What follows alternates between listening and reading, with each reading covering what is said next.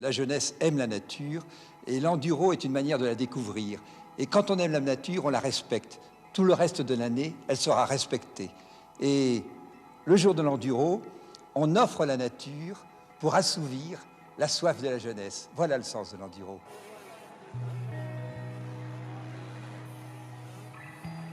C'était un pari, d'autres diront un défi. Mais il faut croire que rien ne faisait peur à cet homme-là. Léonce Després avait vu juste. Dès les premières éditions de l'Enduro du Touquet, il est sur le front de mer.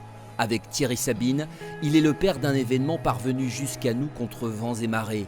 Un événement qui très rapidement a trouvé son public.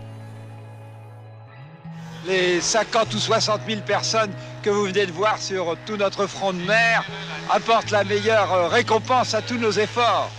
Et je pense que c'est aussi la meilleure réponse à ceux qui pouvaient douter de l'intérêt d'un tel rassemblement. Dès sa 3e édition, l'Enduro attire près de 850 pilotes. Ils sont plus de 1000 au tournant des années 80. Le tout devant une foule bientôt record, déjà plus de 200 000 spectateurs. Léonce Després voulait dynamiser la ville du Touquet au cœur de l'hiver. C'est plus que réussi. C'est l'occasion pour l'hôtellerie d'ouvrir en saison d'hiver et de demeurer ouverte ensuite. C'est un choc qui est favorable à toute l'industrie hôtelière de tout l'arrondissement de Montreuil et même très au-delà.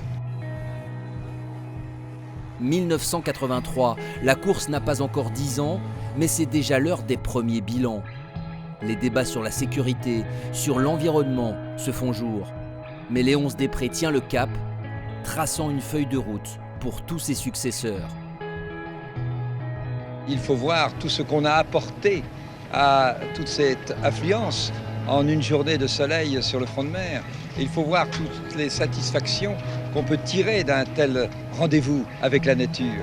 Et on ne se souviendra que du succès de l'enduro, on ne se souviendra que des exploits sportifs des athlètes qui ont été à l'honneur aujourd'hui, on ne se souviendra que de tout ce que cette énorme foule a pu tirer de ce contact avec les grands espaces de la Côte d'Opale.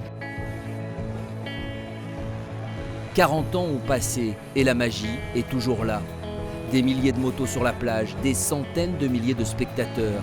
Voilà donc l'enduro d'aujourd'hui. L'épreuve a changé de nom, s'est transformée sans se renier, conservant la recette de son succès. Léonce Després a su partager sa vision, celle d'un événement qui magnifie les grands espaces du Touquet. Disparu en juillet dernier, il aura vu grandir au fil des ans une épreuve qui lui doit beaucoup.